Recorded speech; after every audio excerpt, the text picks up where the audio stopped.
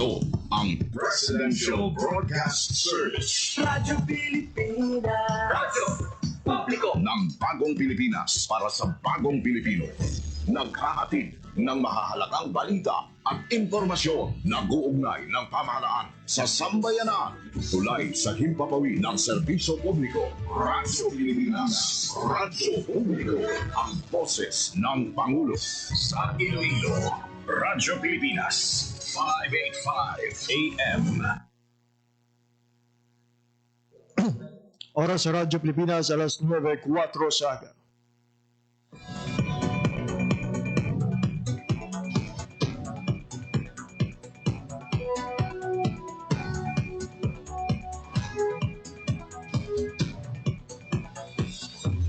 Sa Western Visayas, Panay Island, na tinamaan itong island-wide blackout. Ang pagsulod mo gid sa maasing watershed. Pinaka-purpose nila ini para sa operation nato. We have that in collaboration with the department. I am again standing up. Mapigtahan ang ila freedom of expression. Sa Office of Civil Defense naman po, balita, issue, kag iban pa. Diri sa Radyo Pilipinas. Radyo Publiko.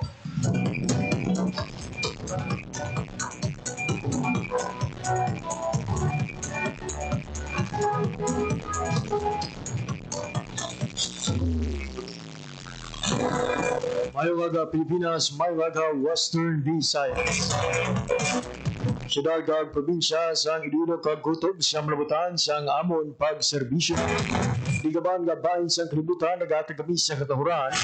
Mayong aga, good morning sa inyong atana. Mabiyan welcome sa Sarabang Edisyon sa pagpakalagad sa programa Balita, Issue, Kagiban pa. Ano kita karoon sa Martes, Hunyo 10, tuig 2025. Pinamabiyan ang ikaduha sa apatanan ka Martes. Karoon nga ika-anon nga bulan sa tuig 2025. Kinala makaupo ninyo tugtog alas 9:55 subong iyang aga. Huwag inyo alaga, JP Harbas. Sa atong mga sugot tagpalamati all over Western Visayas, probinsya sa Baclan, Antique, Capiz, Guimaras, kag Iloilo, subuman sa aton nga mga kautura sa Negros Occidental, mga overseas Filipino workers and Filipinos living abroad.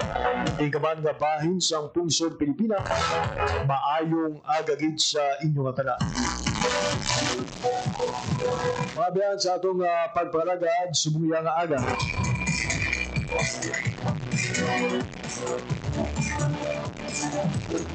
Iwan naton nga malabot sa aton sining edisyon ang direktor sa Office of Civil Defense Negros Island Region. Iagod hibaloon ang latest nga updates sa ginabantayan karon nga Mountain Laon ag ang ilang pagpanghanda mga parugyan sa mga Negrense subong nga nagsugod na ang rainy season. Para ka dito ang ining pag-ulan mga area nga mahimo mapektuhan sang lahar halin sa naglupok nga bulkan kanlaon. Ina ang aton nga hibaloon sa hindi lamang madugay upod kay Director Donato Sermedo III, ang unang Regional Director ng Office of Civil Defense Negros Island Region. Siplatan taman mga biyan ang pila ka mga balita nasyonal, balita lokal. Relakip sa mga unod sa balita subong mga biyan ang formal na pagpanumpa ni Senate President Cheese Escudero bilang presiding judge sa impeachment trial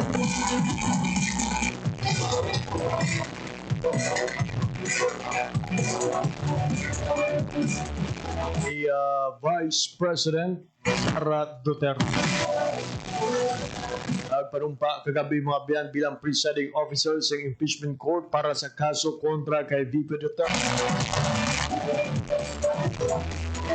si Senate President Cheese Escudero. Pero ante sini mabiyan ang madugay-dugay nga debate tunga sa mga senador ang nagluntad sa Senado.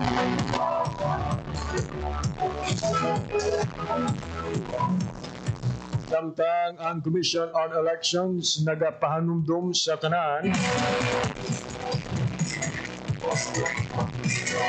na buwas na ang deadline mga biyan sang filing of statement of contribution and expenditures on SOSE.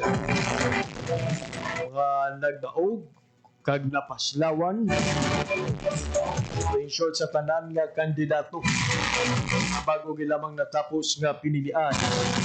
Only have until tomorrow para magsumite sang statement of contributions and expenditures sa konsose. Dato sa Commission on Elections, 28 pa lang kakandidato sa national position ang nakapagsumite sang SOSE, samtang kabugusan nga 246 naman ka nagpadalagan sa 2025 midterm election ang naka-file sang sining nga dokumento. Suno sa COMELEC, Hunyo 11 na ang ulihing adlaw sa pagsumite. Wala na sang pagpalawig pa. Nga kumapaslawan nga magsumite sang SOS, himo nga magatubang sa kaso administratibo ang kandidato ag papatawan sa nga penalidad perpetual disqualification to hold public office tigman sa Section 14 sa Republic Act number 7166. Subong mabiyan halin sa mga nagpadalagan sa national position. Lo ang nakapadalagan senador, just sa party list group, nag-apat ka political party lang ang nakasumite sang ilang SOSE as of June 9. Then calling the attention sa tanang nga nagpadalagan, you have until tomorrow, June 11, pag sumite sa inyong statement of contributions and expenditures sa konsortium.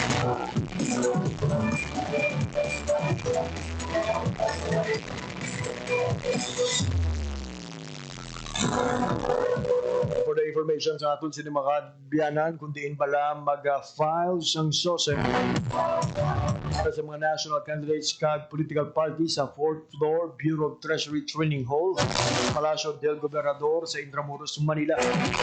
Ang mga lokal na kandidato naman sa local COMELEC office kung sa diin sila nag-file sang COC, samtang sa mga local party, local COMELEC office kung diin ilang partido may aras ang constituency sadig sa ilang registration and accreditation. Magbisita sa official Facebook page ng Commission on Elections para sa dugang nga detalye may kang tanan sa sining statement of contribution and expenditure.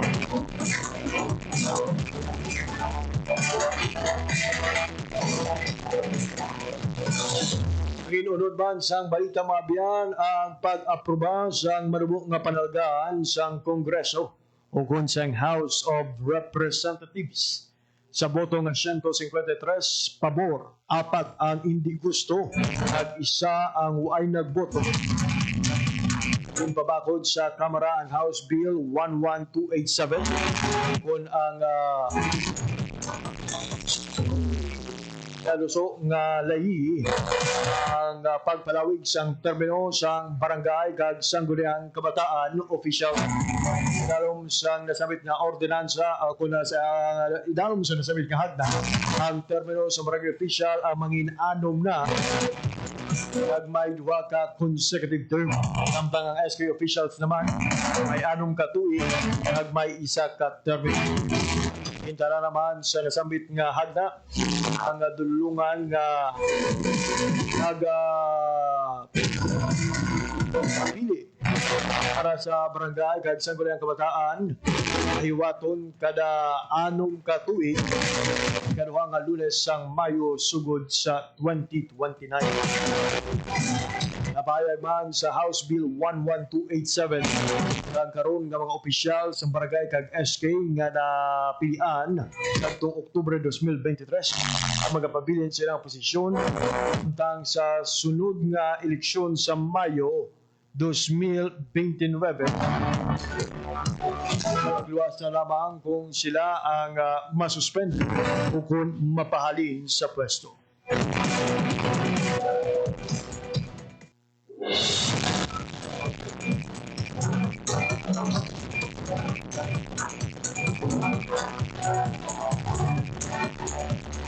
Alas mabiyan, alas 9:13 na sa aga.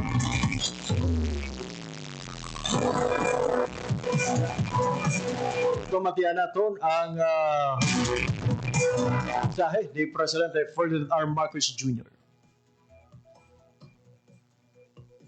Hereby solemnly swear Do hereby solemnly swear that I will well and faithfully discharge Pasudo na na ito mga biyan ang mensahe ni Presidente Ferdinand R. to the Marcos best of my Jr. ability sa iya sining the duties of my present ongoing position activity sa Malacanang. after hold and of all others that I may hereafter hold under the Republic of the Philippines, under the Republic of the that Philippines, I will support and defend that I will support and defend the Constitution of the Philippines, the Constitution of the Philippines, that I will bear true faith and allegiance to the same, that I will bear true faith and allegiance to the same, that I will obey the laws, that I will obey the laws, legal orders, and decrees legal orders, and decrees promulgated by the duly constituted authorities promulgated by the duly constituted of the authorities Republic of the Philippines, of the Republic of the and Philippines, that I impose this obligation and that I impose this obligation upon myself voluntarily, upon myself voluntarily, without mental reservation without mental reservation or purpose of evasion. or purpose of evasion. So help me God. So help me God.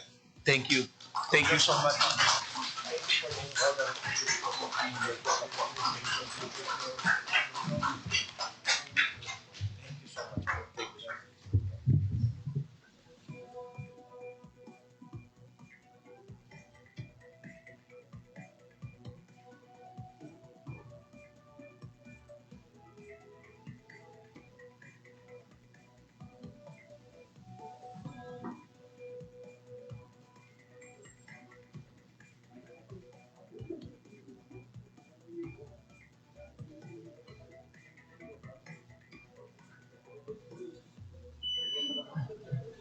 Nasaksihan mga biyan ang pagpanumpa kag pagpanguna ni President Ferdinand R. Marcos Jr. sa pagpanumpa ni Mr. Raul Villanueva bilang bag-o nga Associate Justice sa Supreme Court sa seremonya giniwat sa Kalayaan Hall sa Malacanang subong iya nga adlaw sang Martes.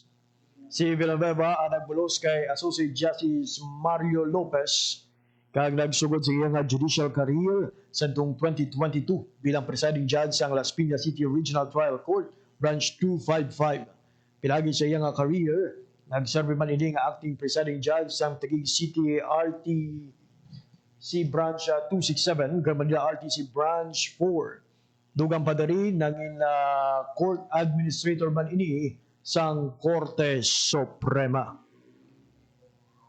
Oras sa alas 9.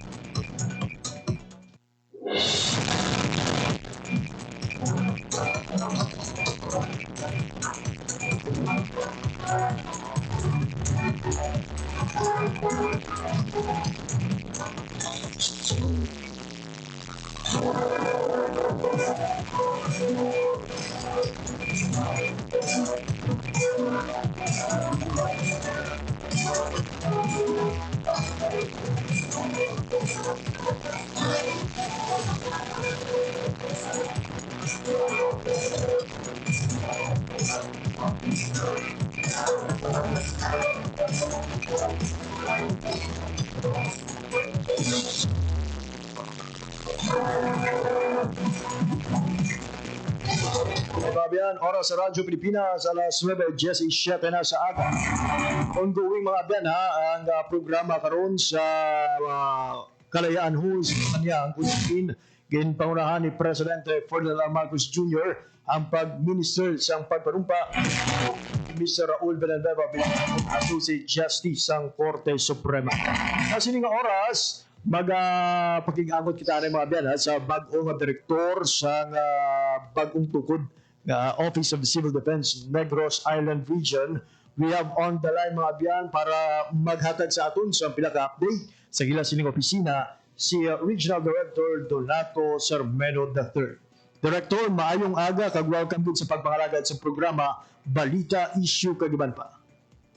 Good morning, JP. Kag mga listeners ng Balita Issue Kagiban pa. Director, pasensya bago bilang kita nagsugod pero sa tusin may ara kita ako na kinahanglan nato ni Interapanay will give way sa mensahe sa presidente. Okay, sige.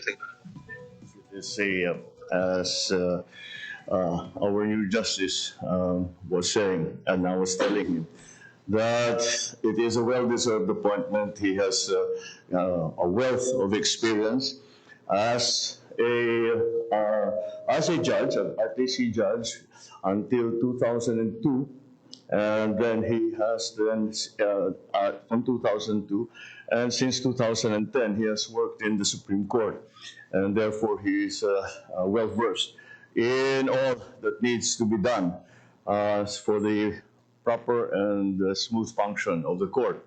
And besides that, we have begun a trend between the Supreme Court and the executive of a closer relationship in the past couple of years. And I know that the appointment of our new justice will continue that trend and bring the departments of government even closer than before, and so that the function of government is smoother, better, and that we are unified in our goal to making life better for all Filipinos. We all have our part to play, and for justice, you have a new part to play. So, thank you. Thank you very much. Thank you, Mr. President.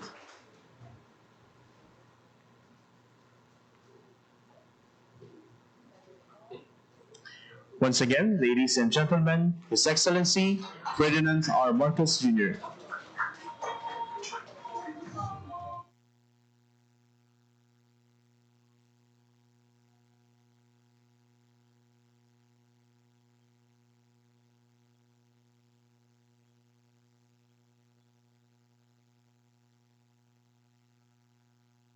Para sa Radyo Pilipinas, alas 9:20 na sa aga, mga biyan, bago bilang natapos ang report na mensahe ni President Ferdinand R. Marcos Jr. kadungan sa pagpanumpa ni Associate Justice Raul Villanueva. Ang bagong Associate Justice ang Korte Suprema kad nagtalos sa nabakantihang posisyon ni Associate Justice Mario Lopez. Oras sa Radyo Pilipinas, alas 9:21 na sa aga.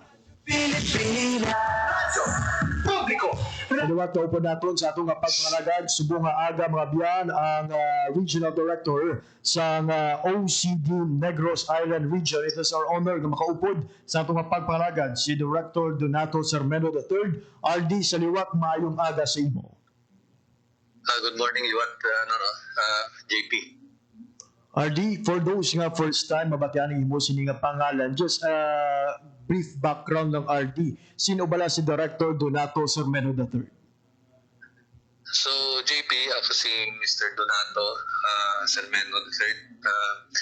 Ngimbata ako sa sa Sibalo Antique, and presently residing ako sa resident ako sa San Jose Antique. So, hindi manggid mabudlay sa akong mag-Ilonggo or mag-Ilikay nun. Prior to your appointment or designation as OCD Director for Negros Island Region, RD, madugay ka na nagpangalagad sa OCD RD? Sang October 17 lang ako nag-take sang akong oath of office. Prior to that, retired na ako government employee na last time ko trabaho sa municipal administrator dito sa may Taytay, Palawan. So, after 2010, natapos na ako ang natapos ng kay co-terminus ako, so tatapos na ako na obra sa municipal administrator. Kaya nagbalik ako sa sa Antique. Kay kay decision na naman mag-asawa, kay layuay kami nga duha. Hindi man siya katupod sa akin dito sa sa Palawan. So nag-decide na lang magbalik dito sa may Antique kag mag-retire na So sang last year gin-offer offer sa ako ng ang opportunity nga mag-serve as regional director dito sa NIR. So ginbaton ko yung challenge. Kag napamensa ko medyo hindi pa man kita ko tama ka katigulang, so I think nambal ko sa kaugalingan ko nga may enough fund siguro kung pwede ko mapambit sa itong mga isika pareho kag magserbisyo pag ito. I see. It's good to know nga isa kalikat Kenyo ang nagapangalagad karon bilang bag-o nga pinuno sa Office of the Civil Defense Negros Island Region nga bagong tukod man sa dalom sa administrasyon ni President Ferdinand R. Marcos Jr. RD, kamusta so far ang OCD-NIR? Kamusta ang inyong transition? Kasi bag-o lang ang ining Negros Island Region. JP, sa subong mo na gani ng unang sa nambal ko ganina ang marching order sa akin nga first priority ko ang mag-set up sa physical office so may mga negotiations kita obra hopefully before the end of the year maka-establish kami isang physical opisina sa subong diri kami sa sa Bacolod sa Sugarland Hotel na temporarily nag-hold sa office. May ara ako sa 3 ka permanent employees na nag-opt na mag-uput diri sa Negros Island kaya taga-diri man sila. That's why hindi gamangit katama ang problema ko sa transition, and then recently nag-hire kami sa 11 ka contract of service employees para magbulik padalagan sa opisina. Kay sa naman na common knowledge naman nga may ginatubang gabi sa bundring nga isa ka disaster ang pag-eruption bala sa kanon, so damo ang mga lubrahon. RD, while we understand nga temporaryo pa kamo subong sa inyo sini nga opisina dira sa Bacolod City, clarify lang naton ang inyong physical office nga ginaplano nga tukuron dira man mismo sa Bacolod ipahamtang, RD. JP, this is in accordance sa IRR. Kaya ang mga different government offices gin-divide sa sa duwa, ang diri sa Occidental kag sa Oriental. So natupa kami nga diri kami sa Occidental, so nag-opt kami nga diri sa Bacolod kay may lapit diri ang mga mga importante installations like ang airport, pier. So medyo strategic ang Bacolod, so diri kami Director, na-mention mo kayo na kadungan sa iyong mga pagtungko, hindi basta-basta ang ginatubang nyo karoon nga responsibilidad. Prior to the creation man sa Negros Island Region, amuman ang paglupok sa Bulkan Kalaon nga tugtog karoon o nagadala sa pamahog sa atong sining makuturan dira sa Negros Occidental. Kamusta so far ang inyong sining pagbantay kag ano nga mapanghangkat ang inyong ginatubang bangod siyang siniiya nga problema?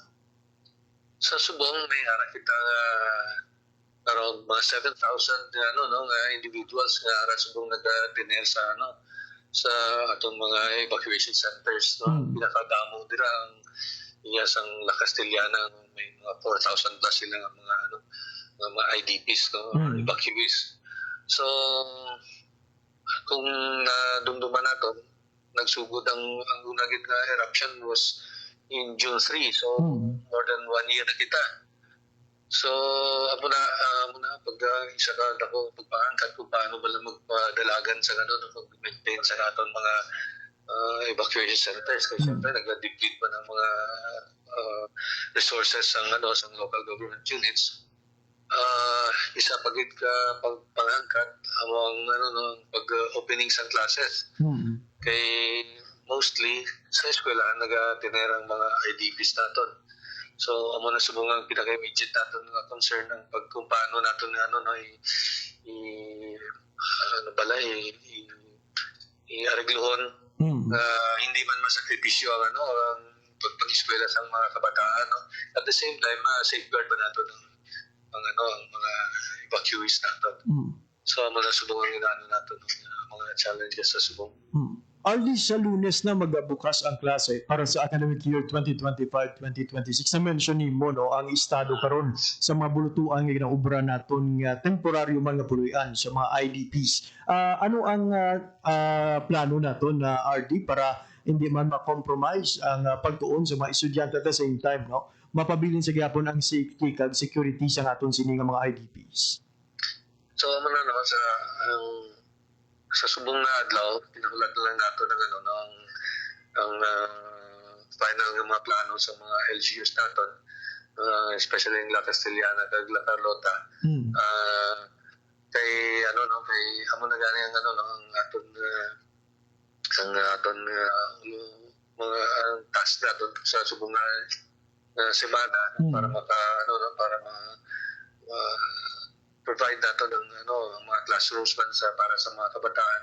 So ang ginaubra naton ano provide kita sa mga tents no, kung pwede dira lang sa ano sa school grounds lang i-transfer temporarily ang ano ang mga IDPs naton. Ang provincial governments ng ano sa Negros Occidental may plano nga ano no, may di lang plano no ulo brown na gini no nga mabutang sa isa ka dako-dako gawang ano evacuation center para para maano no, para hindi na magamit ang eskwelahan kay siyempre ang mga bata hindi ka padayon sa ila pag-eskwela. So kahapon nag-meet kami with the provincial administrator kag mga staff the local DRMs para mag-discuss sa muna nga plano. I see. So ang isa sa mga ginasuwestyon na RD no, ang pagtukod sa tent para sa mga IDPs pero within the school grounds ini siya RD. Kaya bala mo ang sitwasyon sa especially sa La Castellana no. Ang kung matabo ang alert level 4 most of the areas sa La Castellana apektado gid. May a few areas dira sa nato talaptap barangay amo lang na ang medyo safe na na area. So sa subong amo na ang ginakulang na space for relocation nila. So meanwhile nga prepare kita dito sa isa ka relocation or evacuation site para sa mga IDPs dito sa Talaptap area ang plano. Temporarily dira kita lang sa sa mga school grounds sa ibang mga vacant areas like sa nila sa oval nila sa La Castellana sa mga sa livestock area amo na mga suggested areas na paputangan lang nato na isang sa mga tents no. May enough naman kita mga tents na i-provide no. And speaking of tents, RD, Mimino, kamusta na to, RD, ang gitukod naton nga tent city sa bahin sang Himamaylan? Ibala, ginagamit na o kung natapos na ang pagtukod sini? Sa subong 300 tents pa gyapon ang arada sa sa Himamaylan. Ang ini tent city intended din sa sa pag-escalate if ever sa alert level 4 no. So kung ang taon mo tama hindi ka layo sa La Castellana. Pero that's why hindi na sa susubong hindi na nato hindi ma-consider nga pwede nila kantuan kay tama gani kalayo kag maapektuhan man ang pag-eskwela sa mga kabataan. So ini intended ini for alert level 4 kung sa hindi na-foresee nato nga alalawas kitang nato mga IDPs no. So amo na ang plano nila. So sa subong hindi na siya ma-consider natin so mangin relocation sa mga IDPs natin sa subong para sa opening of classes Kung inyo pagabasihan ang latest nga activity sang Bulkan Kanlaon na dako paghihapon bala ang chance sa director nga maglupok o kung na mag-escalate pa ang aktibidad sa sining nga bulkan? Sa subong as of yesterday medyo stable ang mga parameters ng dubog-awang volcanic earthquakes kagang sulfur dioxide emission medyo mataas. So, ang worry lang natin kung nadugduman mo na nag-suspend kita sang last week I think sang window hour pagsulod sa mga IDP sa 6 kilometer extended danger zone para magbisita sa ilang balay kay may tama kita ang sulfur dioxide kag nagdamo ang volcanic earthquakes. So medyo ma-consider natin nga estable gawa pero amo nagari ang kaysa few volts kita nagasunod sa ilang advice kagang ilang advice is that may may ginapaabot kita isa mas dako eruption. So that's why amo nang sa adlaw-adlaw mo nang ginaobra nato ng pagpreparar pag kinahanglan may mga detalyado kita evacuation plan para kung maging sige in kaso matabuhin may kita na hindi mabuhin na nato ng casualties kung organisado ang ating pag-evacuate. RD, sa nagigadban nga simana, formal na nga nagsugod ang tingulan o kanang rainy season. Kamustang epekto sini dira sa Negros Occidental kaga sumuman sa Negros Oriental? So padayon man ang amon pag monitor especially sa mga suba kay ang sa nagligad man sa May 23 may saka lahar flow nga nag-occur dira sa may barangay Biak na Bato dira sa La Castellana. So sang sining a week last week may sakit na low pressure area kag nagdalay ni sang medyo damo na bugaw ang ulan. May lahar flow nga natabo sa sa dito mangyapon sa may Biak na Bato o galing wala na siya nag-aawas sa sa kalsada. Ang iban nga suba nga na-monitor nga suspected nga lahar flow man in verify ni sa fieldworks peoples kag napabatudan nga body stream flow na gini. So hindi man nila na consider nga lahar flow dito lang gid ang sa Biak na Bato lang gid ang occurrence sa lahar flow.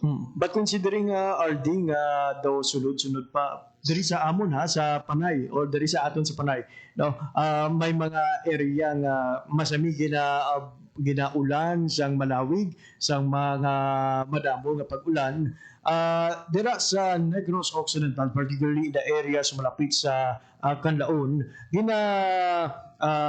tan-aw ta ba ang posibilidad nga sa mga sulod nga may inadlaw posible nga gihapon ang pagluntad sang lahar flow? Posible gid JP so amo na ganin 24/7 na ang amon pagbantay sa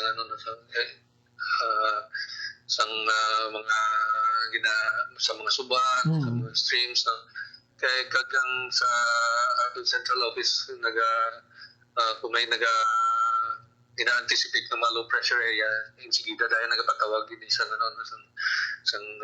pre-disaster risk assessment para mabantayan nato ng para listo ang ato na responde just in case kung may mga namatabo nga lahar flow. RD, with that ang aton sining nga pagpahayo sa imo sa mga reminders una kita sa mga kultura naton nga mahimong maapektuhan sang Bulkan Kanlaon. Thank you very much JP. So again ang man lang na gusto ko consistent nga reminder na ang usual na cooperation na ginapakita natin sa atong mga local authorities, sa atong mga government officials, ang coordination kag cooperation kay para malikawan nato ng mga problema pag ito kung ma-ensure ang safety sang kada isa sa ato. Kagang imo naman nga pahanumdom RD sa mga Negrense o kung sa mga nasakupan sa Negros Island region. Subong nga nagsugod na ang tingulan kag siyempre posible ang pagluntad sa pagbaha kag mga landslide. Ang atong opisina, ang OCD-NIR, no, may padayon nga nag-coordinate sa aton local DRMs, no.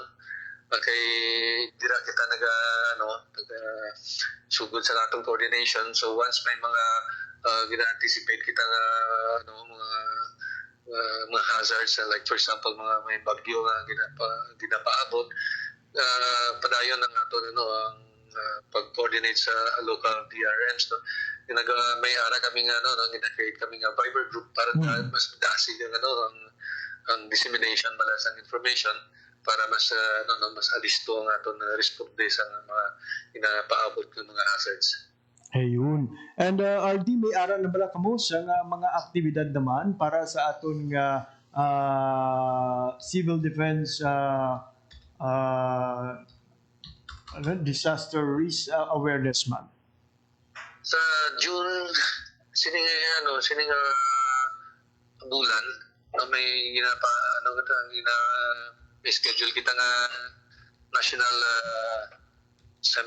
simultaneous earthquake drill, no? Patigayon kay ang resources naman diri sa NIR o CDNR limited pa. We will be collaborating with the local government of Bacolod City sa pagpatigayon sa sining earthquake drill. I see. So other than this earthquake drill, RD, amo lang ni ang aton nga aktibidad so far. Wala pa kita sang mga fun run or similar activities sa RD? Wala pa kay syempre sana bago gay na why pa kami sa amon gid nga funds for to initiate sang mga activities. So hopefully by next year mas madabot na siguro ang amon nga activities kay sa subong ang pinaka-marching order mo na gani ang concern is mag-establish sa opisina sa Negros Island region na OCD. We understand gid nga harap pa karon sa transition phase ang aton sini nga OCD-NIR, and we commend gid sa inyo sini director nga pagpanikasog nga sa gihapon ma-deliver ang ginalauman nga mga mandato sa inyo sini nga opisina. Director Donato Sermeno III, for your time and information sa ginhatag sa Radyo Pilipinas, madamo gid nga salamat kag padayon. Thank you, JP. There we have it, mga biyan, si Director Donato Sermeno III, ang Regional Director sa OCD Negros Island Region. So, ongoing mga biyan, ang transition karon ng OCD-NIR. Sa gihapon, nagapalong daw mga aton sining OCD-NIR sa tanan, magpabili nga mabinang tayo. Sunod sa mga biyan, sa aton sining mga ahensya sa gobyerno, particularly sa gilabantayan karon nga pag-alboroto sa Vulcan Canlaon.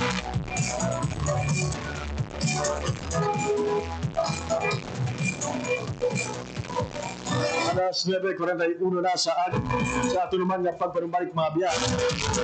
Pagkuha kita sa mga balita gikan sa ato mga kubdanan sa Radyo Pilipinas News Team. Ini kay banpang impormasyon pagkatapos lamang sang pila ka pahandom.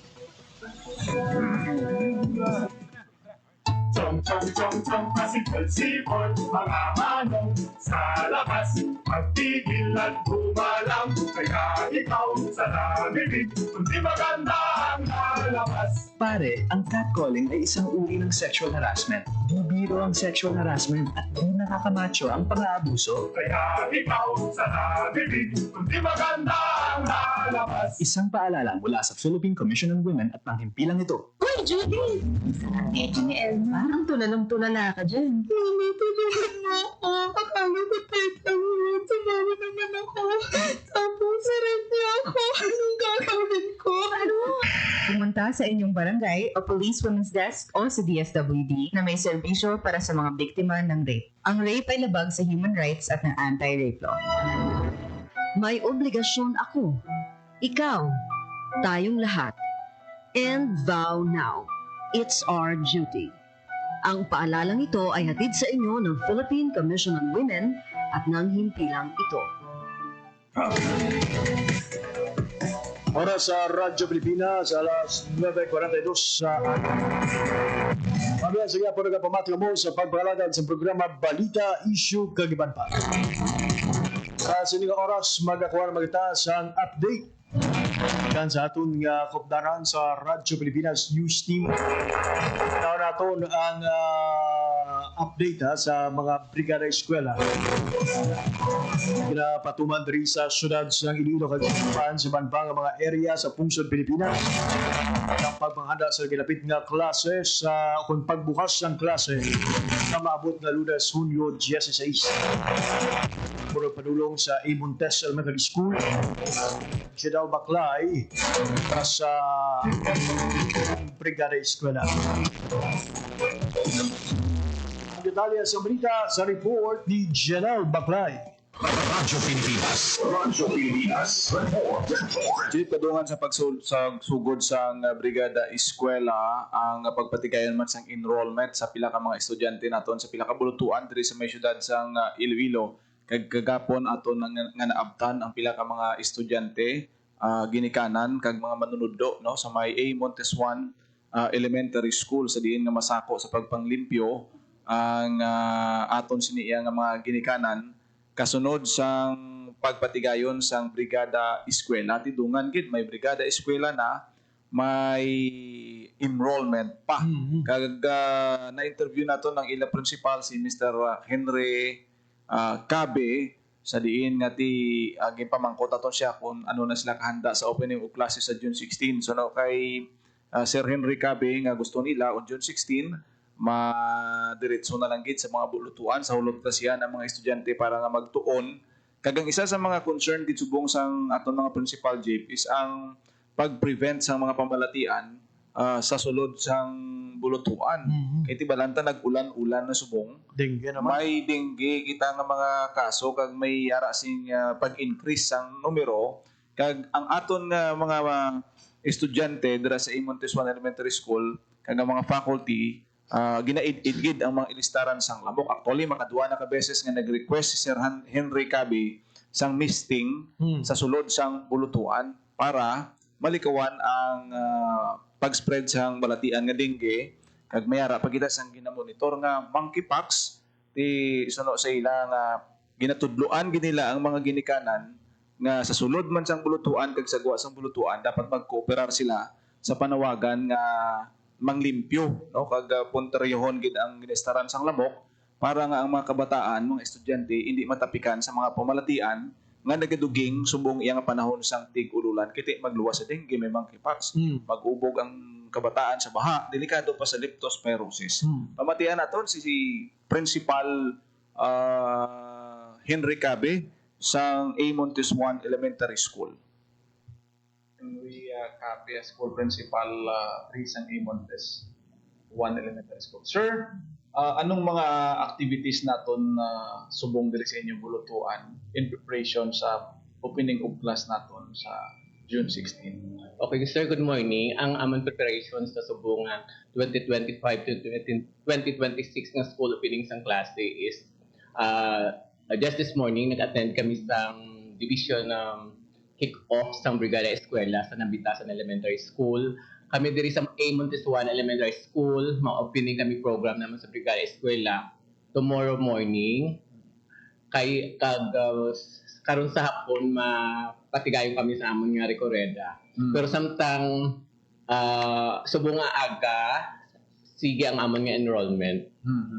Mga parents na-inform naman sa mga amon nga maestra through their group chats nga magbalik subong nga adlaw para mag-umpisa sa brigada enrollment.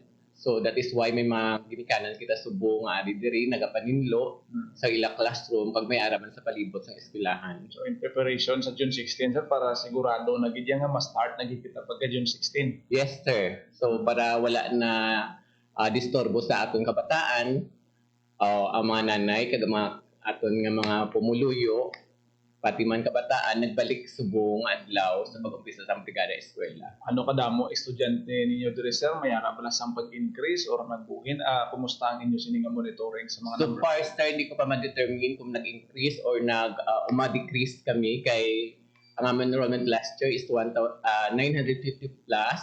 So may posibilidad nga mag-decrease siya tungod nga kadamo sa mga gidikanan nga nagkuha sa ilang cards kay matransfer sila sa ilang puluyan. Iba nagapuli sa Guimaras, kag kung di pa nga probinsya sila nagapuli.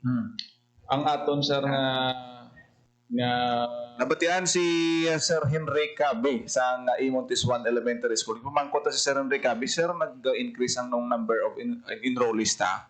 So no sila daw maintain sa Japon jeep, no? Mayara sila sa 950 ka mga estudyante. Ang manami kay suno kay Sir Henry Cabe nga ang ratio subong sang teacher to students is yara lang sa one teacher 30 to 35 students. So kung kumpara sa mga nagliligad kasi sa ibang lugar nga tadabot 50, 60, so amo nang status nila ginapasalamatan but silingon nga maka-teach pagid sang quality information education ang aton nga mga manunudlo no sa ila sini nga mga estudyante. Mo na ila ginapangabaya na mag-cooperate ang aton mga ginikanan sa panawagan nga ti malikawan ang pamalatian sa mga estudyante subong nga pagbukas ng school year. Amo ni madulong naton nga report para sa Bagong Pilipinas, Janelle Baclay, Radyo Pilipinas, Radyo Publiko. Radyo Publiko. Radyo Pilipinas. Maraming salamat, Janelle Baclay, sa imong balita. Sining oras, speaking of dengue mga biyan ha, update naman sa kaso ng dengue sa probinsya sa Iloilo. SSS Kabarangay sa Iloilo Province may clustering sang dengue cases. Ang detalye sa balita sa live report ni Marian Grace Erenier. Radyo Pilipinas. Radyo Pilipinas. Lods, good morning. Nagsaka na sa sa East Kabarangay sa probinsya sang Iloilo ang may-ara sang clustering of dengue cases as of Morbidity Week 22 sininga 2025 or 2/8/2025. Gimpayag diri ni Dr. Ronnie Labis, ang head sang Health Service Delivery Division naton sa Iloilo Provincial Health Office nga halin Lods sa 14 lang ka barangay nga may clustering of dengue cases sa aton nga Morbidity Week 21 nagsaka na ini Lods sa sa East sa Morbidity Week 22 sang tuig 2025. Lawagon naton Lods ang mga barangay nga may clustering of dengue cases. Amo ini ang barangay Bangbit sa munisipalidad sang Cabatuan, Talusan sa munisipalidad sang Dumangas, Kinagdan sa Igbaras, sa Leon may duha kita ka barangay nga may anas ng clustering of cases. Amo ining Hamogines, Takuyong Norte sa Leon, sa Oton may ara kita ang barangay Batuan, Ilawud, sa Pavia ang Purokdo, sa Putotan 3 ka barangay, ang Kansilayan, Igang, Gibangan, sa San Joaquin may 3 man, Purok 5, Lawigan, Masagud, sa San Rafael ang barangay sang Ilong Bukid, sa Sara ang barangay sang Pasig, kag sa Zaraga ang barangay sang Ilawod Poblasyon. Ganito nagpanugyan ang ato nga Iloilo Provincial Health Office sa sini nga mga barangay nga ti pasang karon pagidlods or i-intensify ang ilang search and destroy nga tikang kontra dengue pagpangita sinino sa mga ginapamugaran sang lambok kag paghiwat man sang indoor residual spraying o confogging. Kag dugang panugyan pagidiri ni Dr. Labis sa mga residente nga ti kumi na batyagan nga simptomas sang dengue gilayon gid nga magpabalo sa ilang barangay health workers para madala sa aton man nga health centers Lods. Lods for info gani, mag-clustering kita. Ano ang talaksan sini antes nga madeklara ang clustering of cases? Yes. Ma-declare naton nga may clustering of dengue cases ang isa ka barangay kung may ara sang 3 o kung masobra sa 3 ang kaso sa 4 kasunod-sunod nga semana. While for our hotspot barangay naman may ara sang clustering of cases with increasing trend sa dengue cases or may ara sang dengue death. So diri sa aton nga ginakaptan nga datos. So far Lods wala kita sa hotspot area but may ara kita sa mga barangay nga nagdugang sa new or may ara kita sang listahan sa mga new clustering barangay buot silingon 3 or more cases na ang na-record sa ilang barangay sa 4 kasunod-sunod nga semana. Ayun. So, kabay nga maghalong gid ang aton sining mga kultura, especially sa mga area nga may mga clustering of cases na kag ang mga kaingod sini nga komunidad kay di posible nga maglapta pa ang iniiya nga sakit sing dengue. Yes, kag ginalauman subong lods no sa pag-umpisa sa tig-ululan naton no ang pagtibuok sang kaso sang dengue. So that's why no gina-emphasize gid naton no ang limpyo Iloilo no kontra dengue kag i-incorporate gid ini lods no sa aton nga pagahiwaton man nga brigada eskwela. Ayun, maraming salamat Lord sa imo nga balita. Para sa Bagong Pilipinas, Marian Grace Eleniata, Radyo Pilipinas, Radyo Publiko. Radyo Pilipinas. Radyo Publiko. Radyo Pilipinas.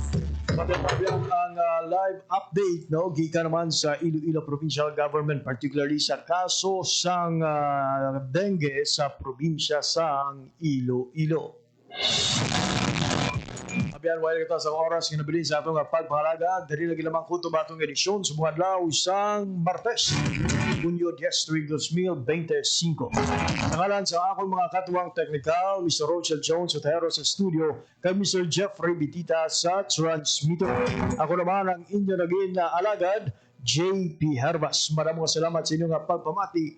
Maayong aga, Pilipinas.